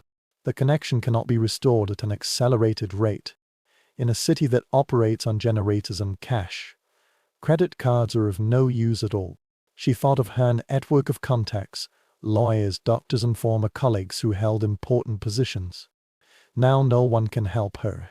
They might be trapped in their own homes, facing their own version of the crisis. This realization is profound and perplexing. Her entire adult life was based on the assumption that resources and relationships could solve any problem and that money was the universal solvent for overcoming difficulties. On the fourth day, a neighbor knocked on Hood. He was younger, about 40 years old, the person she met in the corridor, but apart from nodding politely, she had never spoken to him. His name is David and he works in technology. She never bothered to figure out exactly what it was. In the elevator of the building, she would occasionally notice him carrying equipment. He was always polite but also very distant, maintaining the invisible urban etiquette between them. He asked her if she was okay and if she needed anything. His own apartment was also very cold, but he heard that some residents were trying to leave. He wanted to see his elderly neighbors before leaving. Surge of excitement. She couldn't name it. Of course, she was grateful, but also a little ashamed, because the stranger cared about her more than she cared about him. She realized that she had lived in this building for 12 years, but didn't know the names of most people on this floor. Margaret made a decision. She packed a small bag, which contained necessities, medicines, change of clothes, and important documents. Together, they took 28 flights in almost complete darkness, navigating with flashlights. The stairwell was very cold, with their footsteps echoing. Other residents passed by them, going up and down the stairs to look for supplies. Now they have to climb a long way back. Some people carried water with heavy kettles, struggling to breathe between floors. Were full of groceries. They moved slowly and often stopped to rest. The staircase has become the main thoroughfare of the building, its sole functional passage, within a structure designed around mechanical vertical transportation. Everyone moved slowly, struggling to breathe, helping each other, and navigating through the darkness where the flashlight battery ran out. The class difference of this building, compared with ordinary floors. The confrontation between old money and new money vanished in the common test of origin. A woman in an expensive coat holds a flashlight, while a man in a maintenance uniform helps an elderly gentleman navigate on the platform. A teenager was carrying a bag for a middle-aged woman who none of them knew. In the darkness, the visual markers that usually symbolize status and rank are deprived, and people merely become bodies that help other bodies survive. It took nearly an hour to go down the mountain. When they reached the bottom, Margaret's legs were trembling and her knees were protesting against the endless downward steps. She originally thought she had a great figure, but this physical requirement was completely different from any preparations she made when working out at the gym. On the ground they entered a hall crowded with displaced residents. Some people have been camping there for several days, trying to stay near the emergency lights powered by the building's generator. The hall has been transformed into a temporary camp. Sleeping bags and blankets were spread on the marble floor, and usually only shiny shoes were worn when walking. People created small plots of land with luggage and supplies and built temporary shelters in a space designed for a brief transition. Others are preparing to leave and head for hotels, friends' homes or emergency shelters. The conversation was very low-key, and it was somewhat hard to believe that such a thing was happening in one of Canada's wealthiest communities. People whispered to each other, sharing information such as which roads were passable, which shelters still had space, and which areas of power restored. The hall has turned into a place for information exchange. Under normal circumstances, knowledge among strangers would not be exchanged. Margaret finally moved into a shelter at a community center 3 blocks away. This road is very dangerous. The ice made her need to exercise her balance with every step she took. When she arrived, she was exhausted and shivering with cold. David walked all the way by her side, stretching out his arm with a particularly cold patch on it. They moved along with several other residents, a small group of displaced people who helped each other and remained upright on the dangerous ground. This city looks very strange under the cover of ice and snow. The trees were bent under heavy pressure, the power lines hung down, and everything shone with a kind of dangerous beauty. Margaret found herself noticing details that she would usually overlook. The way ice turns the stop sign into a sculpture, what the world looks like both crystallized and broken. The interior of the shelter was crowded and warm, heated by industrial generators that constantly rumbled.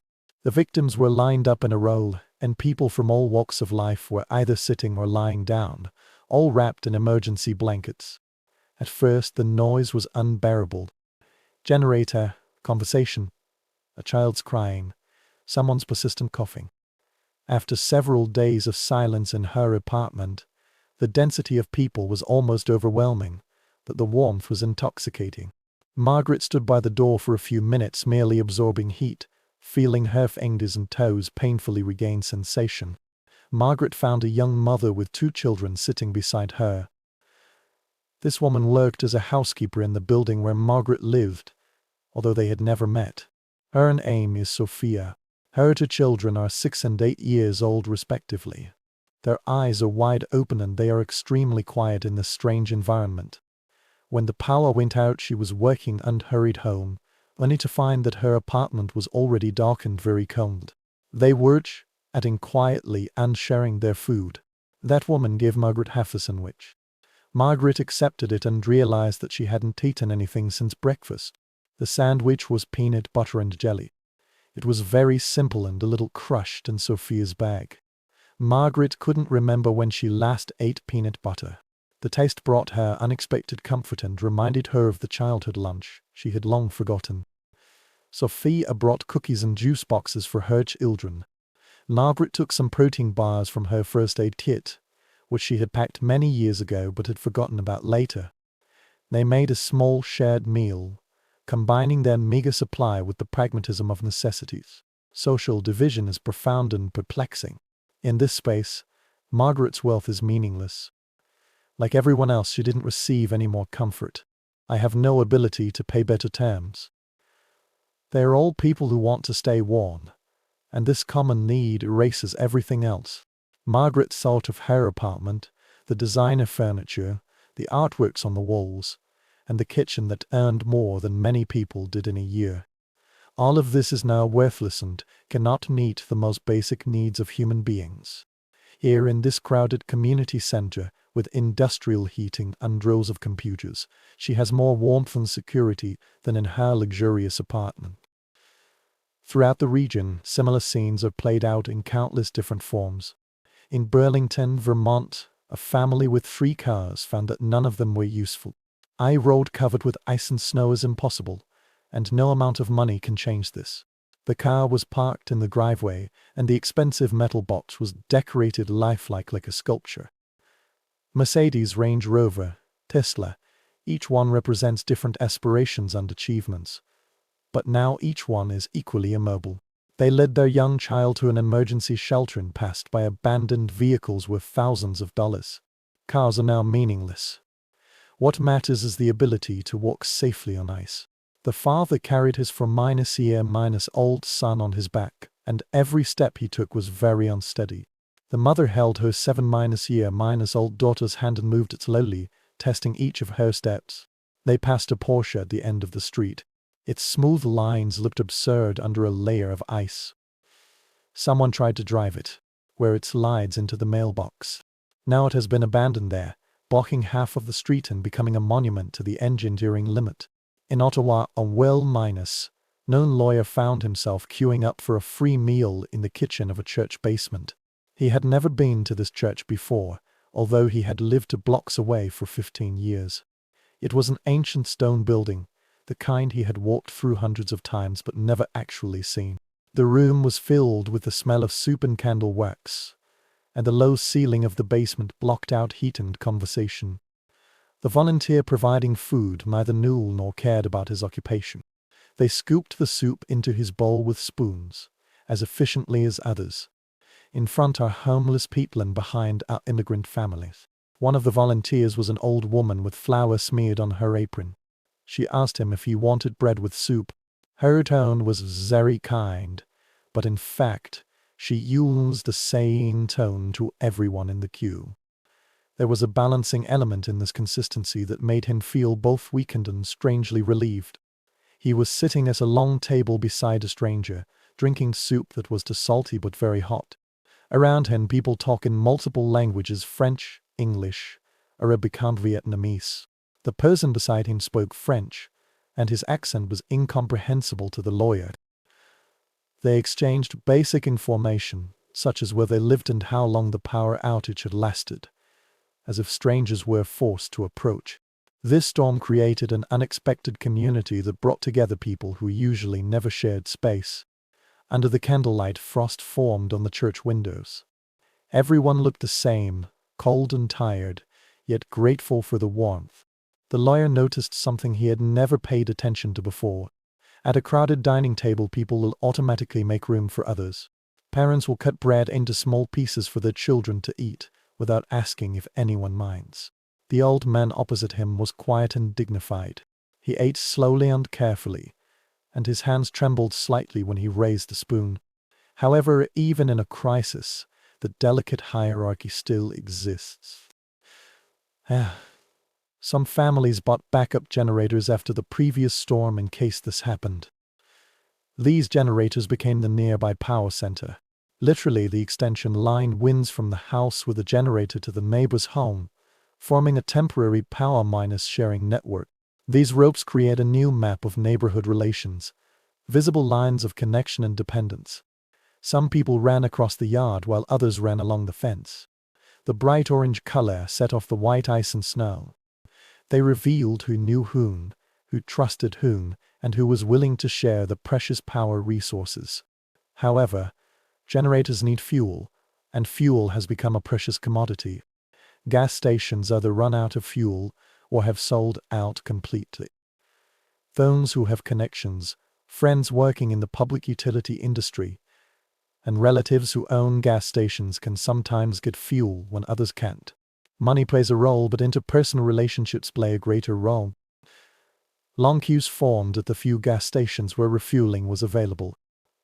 Cars idled for several hours and people slept in their cars to keep their positions. There is a debate over issues, such as cutting in line, who should arrive first, and whether emergency vehicles should be given priority. In a wealthy community in Montreal, a doctor installed a large backup generator after a minor power outage a few years ago and found his house turned into a temporary community center. The neighbors came to charge their phones, store insulin in his fridge, warm up for several hours. Dr. Richard Chen bought this generator almost on impulse. He was influenced by the story of a colleague who said he lost the supply of vaccines during the power outage. It was left idle in his garage for 3 years, which seemed like a luxury at that time. Now it has become his most valuable thing. He willingly opened his home, but this experience left him exhausted. People are always there, and managing generators requires continuous attention to fuel levels and load balancing. He learned to calculate the power load in his mind and figure out in his heart what could run simultaneously without overloading the system. A refrigerator, a mobile phone charger and a heater minus that's it. The lights will dim. It has become a method of constantly calculating power and demand. As some tourists express their gratitude and consideration, but as if it were a matter of course, as if his generosity were owned rather than given. A neighbor asked him why he couldn't turn on the TV for people to watch the news. Some people also complained that the house was not warm enough and suggested that he turn up the heating. The third person wanted to know if she could use his washing machine, as if doing laundry was a necessity in an emergency. The doctor found himself triage, deciding who needed help the most, allocating power generation time, and negotiating among competing demands. This strained his emotions in a way he had not expected. A neighbor with diabetes needs to refrigerate insulin. This is a medical need and there is no room for negotiation. An elderly couple needs several hours of warmth every day. This seems reasonable. But what about those teenagers who want to recharge their gain systems, or those who want to chop down branches with power tools? In contrast, in communities without generators, people have to rely entirely on each other and public resources. In these areas, community ties often become closer because no one has an advantage. Everyone is equally powerless. A retired teacher organized her neighborhood in a simple house near Plattsburgh. She went door to door to check on the elderly and disabled neighbors, listing who had what supplies and who needed what. Her name is Dorothy Martinez and she taught 5th grade for 37 years before her retirement. In the crisis, she applied the organizational skills for managing a classroom full of children, providing systematic, common practical solutions. They mobilized resources. Someone has a stove for camping. Others have canned food. The third person has received medical training. Together they created a support network to ensure that everyone could get through the worst days safely. The camping stove became public property and was moved from one place to another, ensuring that people had at least one hot meal a day. This neighbor, who has received medical training, used to be an emergency doctor. He would examine all people with chronic diseases, monitor their blood pressure and make sure they were taking medication. Compared with the wealthy evacuees staying in hotels, this teacher has very little money. But at that moment, she gained something more valuable, the skills and relationships for organizing collective survival. Her simple home became a coordinating center, more important than any penthouse. People visit her home twice a day to share their latest conditions and needs. She carefully recorded in her notebook who needed what, who had extra things, and which houses were inspected that day. Her kitchen table turned into a command center with maps and lists covering it all over. This storm has revealed a fact that prosperity often masks, that resilience is mainly not related to individual resources but to communities and adaptability. The ones who can best withstand a storm are not always the richest. They have a strong social network and practical skills. A farmer in Montreal of Quebec lies below the poverty line. Although he is uncomfortable, he has never been in danger. He keeps warm with wood, cooks with a wood-burning stove, has a hand pump to draw water, and knows how to raise livestock without electricity. Jacques Merlot's farmhouse has a history of over 100 years and was built in an era when electricity was still unknown. The stone wall is thickened, the wood-burning stove is large and efficient. His life has never been fully modernized, not because of choice but because of the economy. Now, this lack has turned into an advantage. When his wealthy neighbors, those who lived in luxurious cottages on weekends, found themselves trapped and frozen to death, he took them in without hesitation. They slept on his floor, ate his simple food, and learned that their expensive property was built on assumptions that could not be sustained during the crisis. The nearby log cabin is an architectural exhibit in the magazine, featuring glass walls and a modern heating system that consumes a lot of electricity. Without power, they turned into beautiful shells. Due to the absence of any traditional heat source, their interiors were older than their exteriors. An executive, after giving up his worthless vacation home, slept on the floor of a farmer's house. He said that the money he spent on the luxurious grill might be more than the farmer's monthly income. However, the grill is useless, while the farmer's old wood-burning stoves sustain everyone's life. Everyone understands the irony in this. The grill is a top-line model with multiple burners and a temperature control system, placed under a few inches of ice on the executive deck. It represents a scene of leisure and refinement, summer nights and carefully prepared meals. Now it's just metal and ceramic, having no function like a sculpture. In the city, hotels were soon filled with people who could afford them. But the hotel also lost power. When they arrived, they had become expensive shelters, offering not much more than a house. A from-star hotel in Montreal experienced power outages on the third day. Guests who pay $300 per night find themselves in dark rooms with no heating, no hot water and no room service. The hotel has backup generators, but they can only supply power for emergency lighting and basic systems. The elevator stopped and the guests on the upper floors were isolated. The heating system has stopped.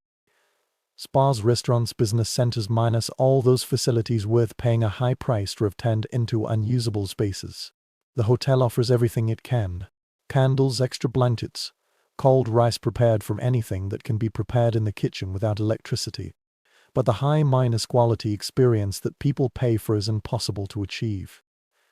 The staff tirelessly climbed the stairs to deliver blankets and organized cold dishes in the hall, attempting to maintain some superficial service. But they are also subject to the limitations that everyone else faces and cannot generate electricity nearly through hard work. Some guests requested refunds, as if the hotel could control the storm. Others adapted and realized that everyone, the staff and the guests, had done their best even when it was impossible. A businessman scolded the front desk clerk for not having hot water. He raised his voice to explain how important it was for him to take a bath in the morning for his work throughout the day. Due to the traffic disruption, the cleaner worked for 16 hours and walked 3 miles to get there. He listened patiently. The hotel's restaurant has been transformed into a gathering place lit by candles, where guests and staff share food and stories. In this field, the usual service dynamics have changed. Everyone is just someone who wants to have enough to eat and wear. I was sitting beside a butler, both wrapped in hotel blankets and eating the same cold sandwich. They talked about their families, their fears and their plans for restoring power. The butler talked about her daughter's mind was worried about whether this medicine would be effective in cold weather. The CIO talked about his elderly mother who lives in a nursing home. He couldn't get in touch with her by phone and was worried that the backup system of the nursing home might malfunction. For a very short period of time, their professional identities became irrelevant. They were just two people in the darkness, seeking comfort in their conversation.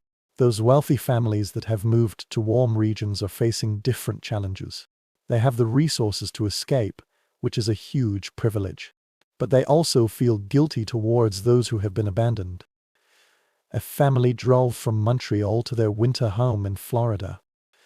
Due to poor road conditions, this trip took 3 days instead of the usual 2. When they arrived in the sunlight and warmth, the contrast was discordant. Driving itself was surreal, traveling from the frozen north through the gradually warming temperatures, watching winter loosen its grip with every mile driven south. They left Montreal in the bitter cold, on perilous roads, and reached Florida in a temperature of 70 degrees Fahrenheit, with palm trees swaying in the breeze. They turned on the light feeling both relieved and uneasy. All work, heating, hot water, and news about the storm area being broadcast on TV. The house can respond immediately to every switch and thermostat adjustment. Hot water is gushing out of the tap. The refrigerator makes a reliable humming sound. These ordinary miracles, which are seldom noticed by people in daily life, are now so numerous that they almost make people feel sick. They saw the scene of people in the shelter, saw the line workers working under harsh conditions, saw a family crowded in a dark house. They felt strange, safe and warm, but strangely, they were disconnected from what was important. Their teenage daughter asked them why they were leaving, but the others couldn't. The father tried to explain the issues related to resources and caution, but his answers sounded rather empty. He talked about the responsibility of protecting family safety, the wisdom of using existing options, and how they couldn't help anyone through unnecessary pain. But each explanation sounds like a rationalization, like defending an act that does not need to be defended legally, but is morally ambiguous. They saved themselves, which was rational, but they also abandoned their community in the crisis. This tense relationship is disturbing and unsolvable. This family donated to the relief fund, which helped their conscience to some extent. But money feels like an inadequate response, a way of participation rather than true presence, a form of assistance rather than sharing experiences. The father transferred several $1,000s to the organization providing emergency services. This is a considerable sum that many people cannot afford. However, it gives the impression of being transactional and clean, a way to deal with guilt rather than truly addressing the underlying discomfort that one escapes while others endure. Back in the storm zone, radio broadcasting became a great equalizer. Anyone with a battery can listen, and the callers represent every social class. Doctors and doorkeepers, executives and students, wealthy retirees and young families struggling to pay rent. The radio station operates with the help of a backup generator, serving as the nervous system of the area. It connects isolated people through radio waves, shares information and builds communities.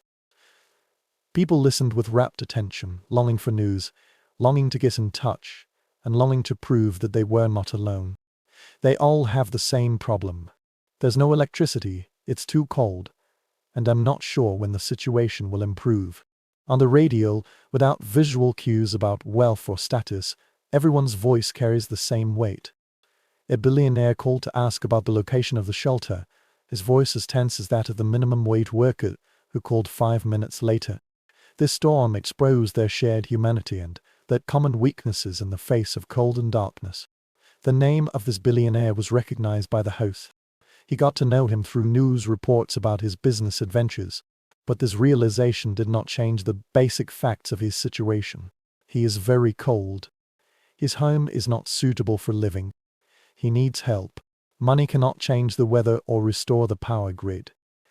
A radio host commented on the broadcast that the storm was a great equalizer.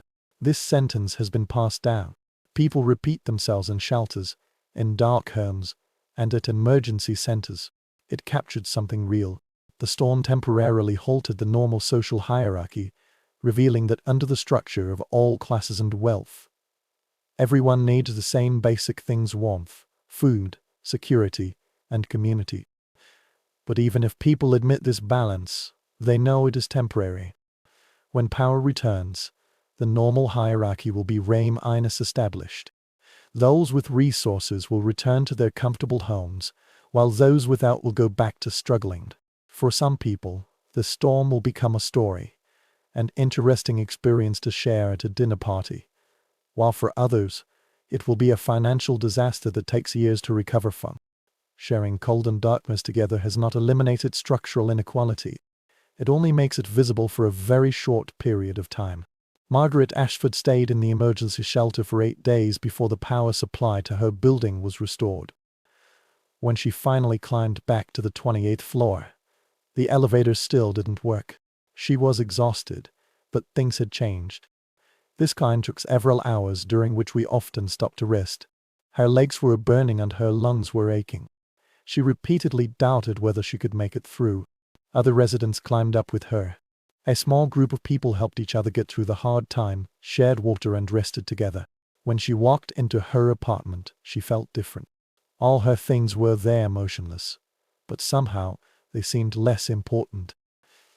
Everything is covered with dust. She took good care of froze to death. The refrigerator is running again now, filled with food that went bad a few days ago. The apartment needs cleaning, ventilation and repair. But these are all minor problems that can be solved with a little time and effort. The artworks on the wall, the expensive furniture and the kitchen designed by the designer didn't help her during the storm. What really works is the kindness of the neighbors, a sandwich offered by a stranger, and the generator of the community. She keeps in touch with the young mothers at the shelter and meets them occasionally for a cup of coffee. They didn't become close friends. Their lives were so different, but they established a connection and they shared hardships. And this connection did not completely disappear after they returned to normal life. Sophia would occasionally text her and send her photos of the children. Margaret found herself looking forward to seeing a life completely different from her own. They meet once a month at a cave between the two communities to talk about ordinary things, the weather, local news and the progress of their children's studies. Margaret also changed her relationship with the building staff, the doormen, the cleaners and the maintenance workers. She has always been polite and courteous, but now her opinion of them is different. During the storm, these workers are indispensable. They inspect residents, assist in evacuation and keep the emergency system running. Their labor is more important than that of all the executives and professionals living in this building. She knew their names, asked about their family situations and noticed that some people worked into shifts. This is a minor change, perhaps not enough, but it represents a shift in consciousness, an acknowledgement of the entire region's reliance on the past that was overshadowed by prosperity. Others have also undergone similar changes. This storm has revealed the reliance on workers maintaining infrastructure, on registered neighbors, and on community resources such as shelters and emergency services, which are usually invisible during prosperous times. For some people, once comfort returns, this awareness vanishes quickly. But for others, it lingers on. They made different preparations for the next storm. Yes, but they also have different views on their position in the community, their relationship with those who have fewer resources, and their own vulnerability despite having resources. This storm tells us that wealth is not armor against nature, and comfort is conditional and fragile. It shows that in a crisis, what matters most is not money or status, but interpersonal relationships, skills and community. These lessons make those who are accustomed to solving problems solely by resources feel uncomfortable. However, this storm has also revealed something about privilege that cannot be ignored. With resources comes choices. Those who were able to evacuate did so, thus avoiding the most severe suffering. Those who have backup generators maintain some comfort and become a resource for the community. Those who have savings do not have to choose between food and fuel.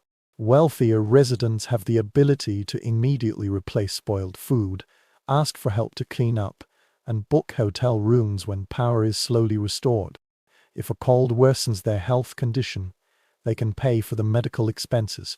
They have the ability to ask for leave and recuperate. This storm did not eliminate inequality. In some respects, it highlights this point. But it also reveals that privileges are limited.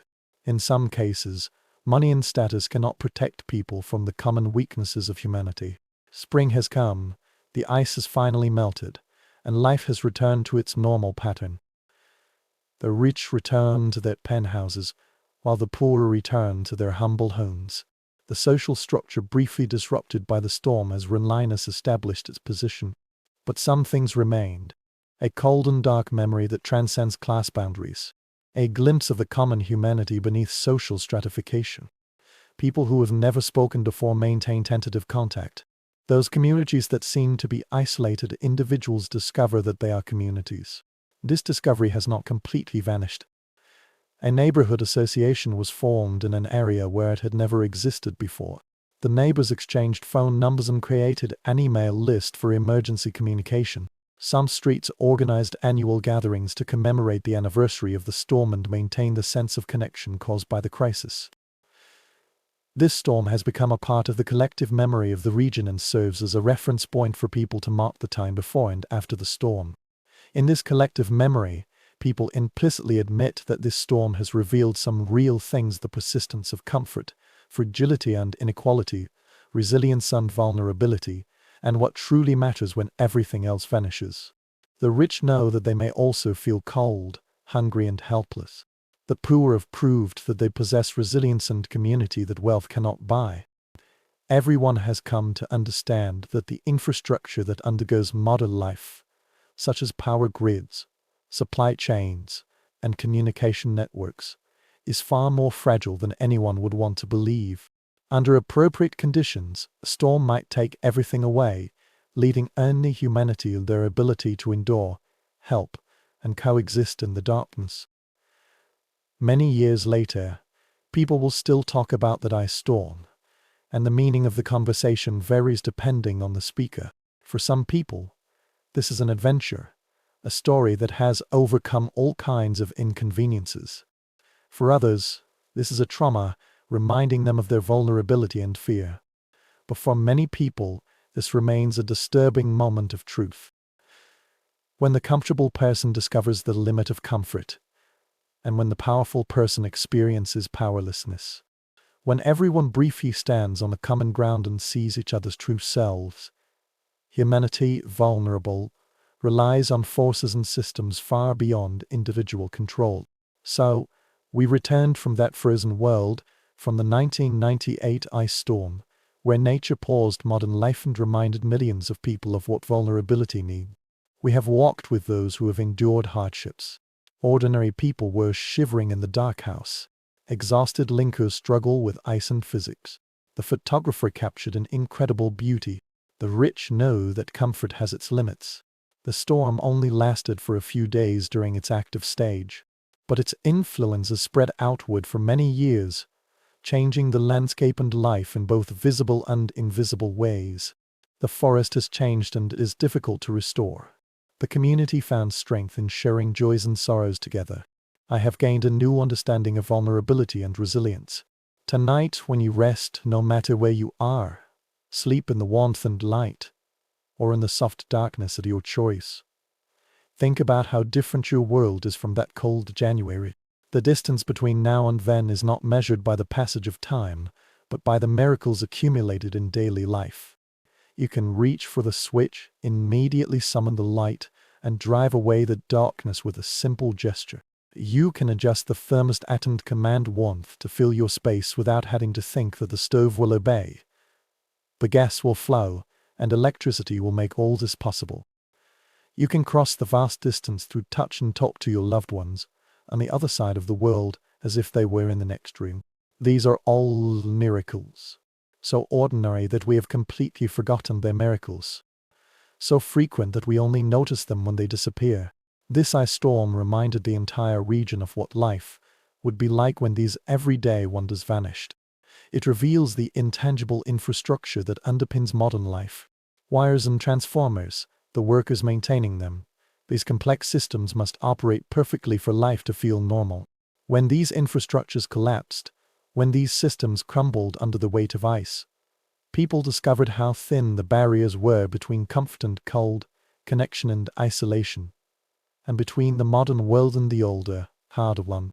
But this storm also reveals some beautiful aspects of human nature, some things that prosperity and comfort sometimes hide. It shows that people had extraordinary resilience, can form communities in crises, and strangers will help each other without expecting anything in return. In the darkness and cold, when all the familiar things are stripped away, what remains are the basic abilities of human patience, cooperation and kindness. The neighbors who had never spoken before knew each other's names. The workers did their best to help those they had never met. Strangers share food, warmth and shelter, establishing temporary families bound together by common needs. The storm took away the comfort, but it also revealed something more valuable: the basic ability of human beings to care for each other in the face of difficulties. When sleep finds you, let your thoughts float over that crystal-clear landscape for the last time. Imagine that the forest has turned into a cathedral of ice and light, with every branch shining brightly and every surface casting a rainbow in the cold air. Imagine those dark houses scattered throughout the frozen countryside. Each one was flickering with candlelight. Everyone wrapped themselves in blankets, waiting for dawn and hoping for recovery. In your mind, imagine those transmission line workers who work through the night, climbing up the frozen utility poles with their injured hands, fighting against exhaustion and cold, and restoring the connection that brings light back to darkness. Feel the contrast between their experiences and yours, their coldness and your warmth, their darkness and your light, their uncertainty and your safety. Let gratitude gently envelop you like snow, tenderly accumulating the simple comforting gifts you have at this moment. Thank the heat that keeps you warm.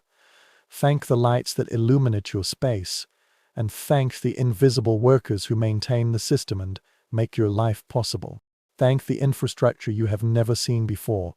Thank the maintenance carried out while you sleep. And thank those moments of vigilance that keep disasters away. Many years ago, the ice had melted, leaving behind only memories and the changed scenery. The forest that had turned into glass then transformed into wood. Despite being scarred and changed, its lowly ray grew into a new form, bearing the marks of that cold winter. Most people who went through those dark days have resumed their normal lives. They once again take it for granted that pressing a switch will power on and adjusting a thermostat will generate heat. But deep in their consciousness, there is still something that exists, a kind of knowledge they cannot completely forget, even if daily life pulls them back to a comfortable routine. They now know in an undeniable way that all that is needed is the right combination of conditions. The temperature hovers near freezing point, and the rain has been steadily dropping for several consecutive days. The accumulation of ice has exceeded the design limit, and the entire modern world could come to a standstill. They have come to understand that civilization is far more fragile than anyone would want to believe. It is built on assumptions that nature can casually overthrow. They have witnessed what happens when systems malfunction, when infrastructure collapses, and when the intangible supporting structure of modern life collapses under the heavy pressure it should not dare. This perception gives rise to a mild anxiety, a background awareness that comfort is conditional. Darkness is always possible, and the next storm might bring everything down. But they also learn it's something more promising and important. They found that humans are resilient, very resilient, and capable of enduring conditions that seem impossible from the perspective of normal comfort. They experienced how the community rose in the midst of a crisis and how common difficulties forged bonds of social divisions that transcended ordinary life. They witnessed how ordinary people could continue to work and become heroes under special circumstances. Even if everything fails, kindness still exists. The storm is very terrifying. There is no doubt. People die from the cold, from accidents on the ice, and from mistakes made in despair. Property was destroyed. Livelihoods were destroyed. Lives and savings were destroyed. The economic losses amounted to billions of dollars, and some people never fully recovered from those frozen weeks. But this storm also became a gift in a strange way. It reveals the truth of life that is concealed by comfort, what truly matters when everything is taken away, the ability of human beings to be both vulnerable and strong, and the importance of community and connection, all of which are invisible to prosperity. It tells us that although the modern world has many wonders, its foundation is not as solid as it seems. It shows that nature still possesses the power to dwarf human beings.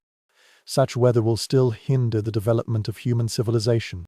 Ice that accumulates at a steady rate will destroy everything that humans have built.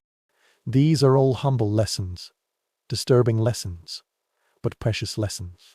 They create new perspectives, reminding us that we are not separated from nature, as modern life suggests. It is neither as protected as technology promises nor as safe as comfort suggests. Now, as you gradually fall asleep, let these thoughts calm down in your mind. Let them be part of the quiet consciousness you bring into your dreams. Realize how lucky you are, how fleeting this luck might be, and how precious the ordinary miracles of heat and light are. Think of those people in the dark houses, counting the days without electricity, rationing food and fuel, and wondering when rescue would arrive. Think of those line controllers with chapped hands and exhausted bodies. They braved the cold to climb up the utility poles and restore the connection.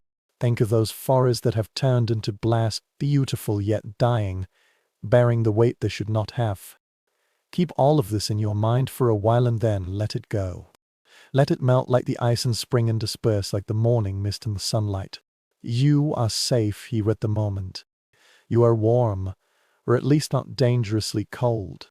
You have a lamp. If you need it, food is within reach and water is at the tap. You have a home and security. All the comforts accumulated by modern life surround you like a blanket, keeping you isolated from the cold and darkness that hit northeast China in 1998. Be grateful for everything you have, without any sense of guilt, and without the weight of those who have less. Gratitude doesn't need comparison. It can merely be a kind of gratitude for the good luck at this particular moment and in this particular place. With the arrival of sleep, it should be known that no matter what kind of storms lie ahead, no matter what, humans will endure them as always, with tenacity and unity, kindness and determination, and the basic ability to adapt and survive, which has enabled our species to get through every difficulty. The ice storm taught us the most important lesson. We are vulnerable, but not fragile. Fragile but very powerful, relying on a system that may fail but can survive even if it does. Rest in this knowledge, rest in this peaceful faith. Humanity has what it needs to resist darkness and cold. Let your breathing be slow and deep. Let your muscles relax one by one and release the tension they have been holding. Let your thoughts become less clear and less urgent, falling like snow in the still air. Let those stories about ice storms, about cold and darkness, survival, about hardship and human resilience gradually fade from your consciousness and become part of the gentle stillness that accompanies you to sleep. The storm has passed. More than 20 years have passed. The ice has melted. The power has been restored. The world has returned to its normal pattern. Life goes on as usual, with a little comfort and a daily rhythm, with accumulated miracles and forgotten infrastructure. And at this moment you, warm and safe, can rest because you know that at least tonight there won't be any cold outside. Darkness is blocked by the bay, and sleep can gently lead you into the dreams of spring and warmth, slowly and steadily returning to the light. Lunch does not refer time and space. Good night. Witness this frozen moment of history. May your sleep be deep and peaceful, free from the disturbance of cold and darkness. May you wake up tomorrow and be grateful for the warmth and light, and for those simple miracles that make life comfortable and safe. May the memories of those who endured the ice storm always remain in your minds, their struggles and strength, their cold nights and eventual recovery. They silently proved that humans can survive in the dark, far beyond our imagination. Take a break now. Let the story pass. Let history vanish in the gentle stillness that is about to fall asleep. You are here now, safe and warm. That's enough. Sleep well.